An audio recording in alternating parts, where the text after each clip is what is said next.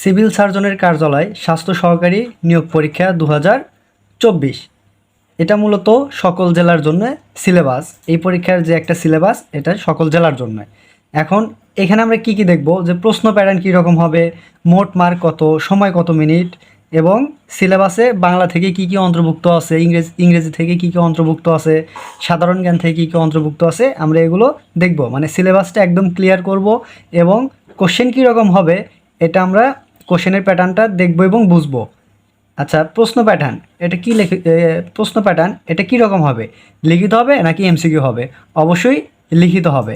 এখানে বাংলাতে 20 মার্ক, ইংরেজিতে 20 মার্ক, গণিতে 20 মার্ক থাকবে, সাধারণ জ্ঞানে 20 মার্ক থাকবে।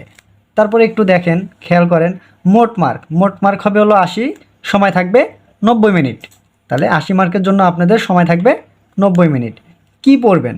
এখানে বাংলা থেকে যে সিলেবাসে কি কি অন্তর্ভুক্ত আছে, বাংলা থেকে সিলেবাসে অন্তর্ভুক্ত আছে সন্ধি, বিপরীত শব্দ, সমাস, এক কথায় প্রকাশ, বানান শুদ্ধকরণ, বাগধারা, সমার্থক শব্দ, কারক, সাহিত্য, অনুচ্ছেদ।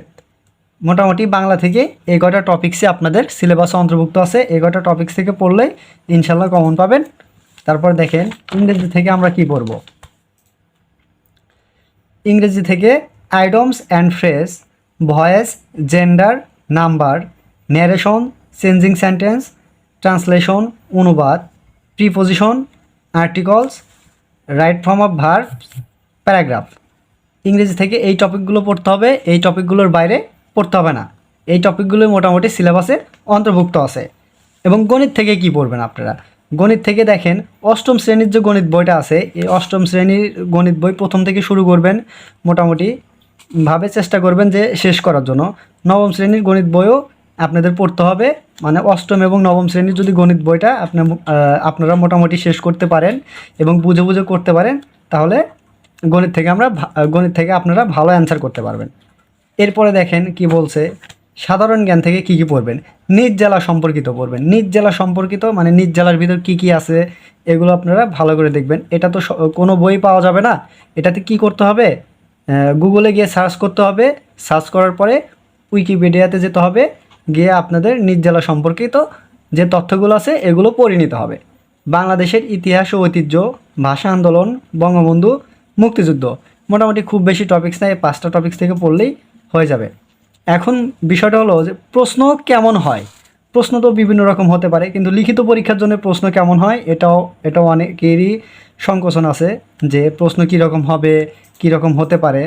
দেখেন বাংলা থেকে যেরকমভাবে কোশ্চেন হবে যে পল্লী সমাজ উপন্যাসের রচয়িতাকে, এখানে কোনো অপশন থাকবে না, এক কথায় অ্যান্সার লিখতে হবে পল্লী সমাজ উপন্যাসের রচয়িতা কে। এবং আবার তারপরে থাকতে পারে সন্ধি বিচ্ছেদ করো, মানে সন্ধি বিচ্ছেদ করতে বলবে পরীক্ষা, বিদ্যালয়, নাবিক, ভাস্কর, মহার্ঘ। এটাতে কি সন্ধি বিচ্ছেদ যদি 5টা থাকে তাহলে 5 মার্ক, যদি 3টা থাকে তাহলে 3 মার্ক, এরকমভাবে কোশ্চেন আসবে। এরপর একটু খেয়াল করি ইংরেজি থেকে কীরকম কোশ্চেন হতে পারে। ট্রান্সলেট ইনটু ইংলিশ, মানে এখানে ট্রান্সলেট 5টাও দিতে পারে, 3টাও দিতে পারে। যদি 5টা দেয় তাহলে 5 মার্ক, যদি 3টা দেয় তাহলে 3 মার্ক। তারপর একটু খেয়াল করি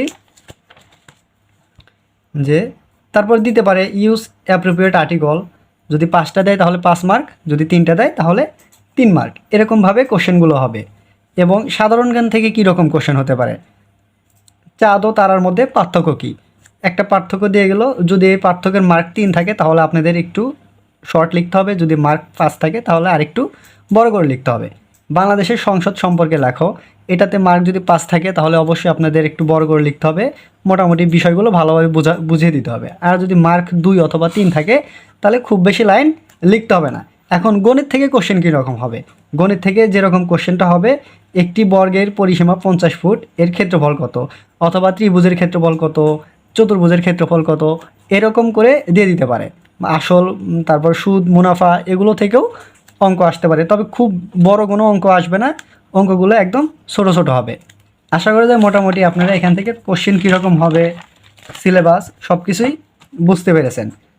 এই টপিকগুলোর বাইরে আপনাদের কোনো কিছু পড়তে হবে না। মোটামুটি যদি এখন থেকে যদি প্রিপারেশন নেন, অবশ্যই এখানে ভালো একটা রেজাল্ট করতে পারবেন আশা করা যায়। ধন্যবাদ সবাইকে।